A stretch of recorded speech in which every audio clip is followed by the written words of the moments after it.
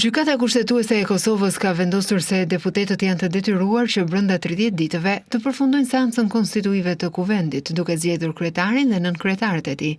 Seanca konstituive e përbërjes së re parlamentare të dalë nga zgjedhjet e shkurtit ka nisur më 15 prill dhe deri më tani janë zhvilluar 37 seanca, por deputetët nuk kanë arritur të zgjedhin kryetarin dhe 5 nënkryetarët, njofton Radio Europa e Lirë. Sipas kushtetueses, në bazë të nenit 66 të kushtetutës, zgjedhja dhe mandati, kjo seancë duhej të përmbyllej brenda 30 ditëve nga shpallja zyrtare e rezultateve të zgjedhjeve. Në akt gjykim, gjykata kushtetuese tha se mandati i deputetit dhe ai i kuvendit është i ndërlidhur dhe përfaqësimi i popullit nga deputetët nuk mund të jetësohet pa konstituimin e kuvendit. Gjykata theksoi se partia fituese, në këtë rast Lëvizja Vetvendosje, ka të drejtën e propozimit të kandidatit për kryeparlamentar. Megjithatë, kushtetuesja tha se kjo e drejtë njëkohësisht është detyrim për grupin më të madh parlamentar për bashkëpunim në mirëbesim dhe konsultim konstruktiv me grupet e tjera parlamentare për të gjetur konsensusin apo kompromisin e nevojshëm.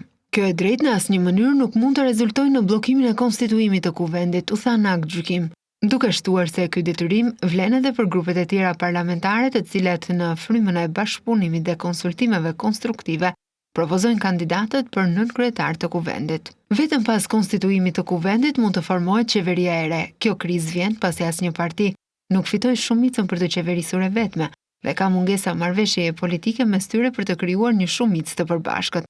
Vetvendosja doli e para në zgjedhje duke fituar 48 vende në parlament, 13 më pak se të paktën 61 të nevojshëm për të formuar qeverinë e re e vetme. PDK-ja zuri vendin e dytë me 24 vende, LDK-ja e treta me 20, AK-ja dhe Nisma 8, ndërsa lista serbe 9.